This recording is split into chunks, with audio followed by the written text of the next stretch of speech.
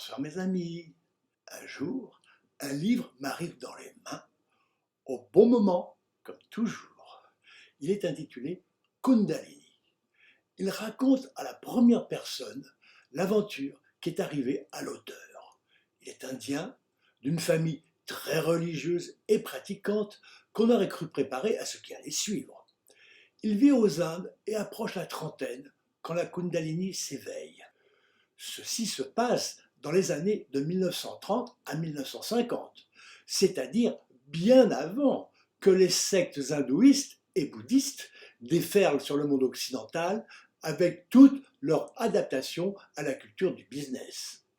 Il décrit des phénomènes du même genre que ce qui m'est arrivé, mais avec une intensité beaucoup plus grande et des inconvénients que je n'ai pas subis. Tantôt, il n'avait plus faim et ne mangeait plus, nourri apparemment par cette force. Tantôt, au contraire, il ne pouvait pas s'empêcher de tout dévorer alors qu'il y avait la guerre et qu'il n'arrivait déjà presque pas à nourrir sa famille. J'ai ressenti aussi ces phénomènes, mais beaucoup plus légèrement. Il voit les maisons, les objets auréolés de lumière argentée. Je l'ai perçu aussi, mais très faiblement. Il alterne des périodes de bonheur extraordinaire avec des souffrances considérables que je n'ai pas connues. À un moment, il évoque la montée de la Kundalini dans sa colonne vertébrale. Elle peut se faire de deux façons, soit en un seul courant d'énergie qui monte en ondulant exactement comme le représente le caducée des pharmaciens autour de l'axe principal, ou scindé en deux courants chauds et froids, comme le caducée des médecins. En fait, ces caducées, dont l'Occident a oublié la signification, sont des planches d'anatomie énergétique. L'axe principal passe dans la moelle épinière de la colonne vertébrale. Les Indiens l'appellent la Sushumna. Les deux courants sont appelés Ida, courant froid, et Pingala, courant chaud. L'auteur décrit qu'à des montées où l'énergie froide domine, il grelotte et il gèle jusqu'à ce que ça se passe. D'autres fois, il souffre une chaleur infernale qui le brûle quand c'est le courant chaud. Je suis frappé, en lisant ce texte, que pas un instant, il ne pense à la clé de cette difficulté. Pas un instant, il ne pense ni ne fait appel à Dieu, ce qui aurait eu pour effet de faire disparaître dans l'instant ses effets néfastes.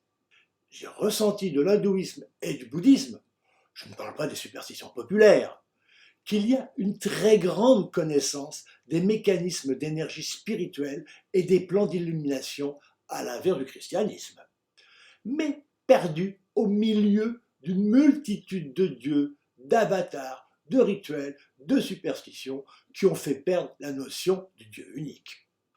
Ce monsieur dit comme moi qu'il n'a jamais rencontré de chakra, et il va jusqu'à écrire qu'il met sérieusement en doute leur existence même.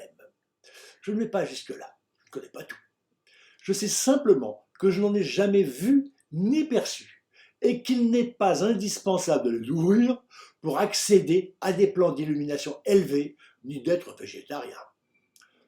Une différence notable entre nos deux expériences. Il ne parle jamais de transmettre cette énergie à qui que ce soit. Il n'en ressent jamais la nécessité, comme je l'ai ressenti, après que la flamme blanche au bord bleuté m'ait pénétré par la tête. Très ennuyé par ce qu'il endurait, il parcourut toute l'Inde pour essayer de rencontrer quelqu'un qui saurait quoi faire pour l'aider. Il rapporte qu'il rencontra de nombreux sages, ascètes ou gourous, et qu'aucun n'avait connu un éveil de la Kundalini, accidentel ou provoqué, dont il parlait pourtant avec tant d'aplomb à leurs disciples. Avec mes copains colocataires, on décida un soir d'aller prendre un verre dans un drugstore situé dans le nouveau bâtiment à Puteaux, de l'autre côté de l'avenue de la Défense, qui commençait à se construire. À une table voisine, on fit connaissance d'un groupe de filles, et j'accrochai avec l'une d'entre elles qui s'appelait Dany. Très vite, on débuta une aventure sexuelle, plus copain qu'amoureux, qui se passa sans accroc. elle me fit rencontrer un de ses amis, Francisco, d'origine espagnole, très chaleureux, avec qui je sympathisais rapidement. C'était un décorateur, architecte d'intérieur très renommé, qui avait eu de gros ennuis. Un jour, qu'il roulait avec sa Jaguar en excès de vitesse sur une route, un motard de la police arrive à sa droite pour le faire stopper. Surpris, il donne un coup de volant à sa gauche, sans voir qu'il y avait un autre motard qu'il renversa. Et en voulant rectifier sa trajectoire, il renversa aussi l'autre motard. Sa Jaguar fut saisie, et l'amende qu'il reçut était si importante qu'il ferma son agence, et pour pouvoir la payer, il devait vendre des résidences secondaires qu'il avait restaurées à une cinquantaine de kilomètres de Paris. Il nous en donna les clés en nous disant d'en profiter le week-end tant qu'elle n'était pas vendue. C'était une très belle rénovation, alliant le modernisme avec l'ancien, et on y passa d'agréables moments. À cette époque, on me présenta un trio de chanteurs à succès d'origine sud-américaine, les Guaranis. La chanteuse et meneuse du groupe, prévoyante, désirait investir leurs gains dans un restaurant qu'ils venaient d'acquérir dans le 5e arrondissement de Paris, derrière le Panthéon, rue Mouffetard. Elle me demanda d'en assurer la décoration dans l'esprit d'une ferme qui s'appellera El Rancho Guarani. Je m'étais déjà rendu compte que je me sentais plus architecte d'intérieur et je sautai sur l'occasion de me lancer dans cette direction. Francisco me présenta une entreprise avec qui il travaillait et on commença les travaux. Danny me prêta généreusement sa voiture, une Dauphine, avec laquelle je sillonnais la campagne pour trouver des matériaux anciens, dont de vieilles poutres. Je perçus le premier tiers de la commande et réglai l'entreprise. Tout se passait apparemment bien, et j'allais périodiquement surveiller les travaux. Mais au moment de toucher le 3e et dernier versement, la cliente me dit qu'elle l'avait directement versé à l'entreprise, qu'il avait menacé de tout arrêter, n'ayant plus besoin de mes services.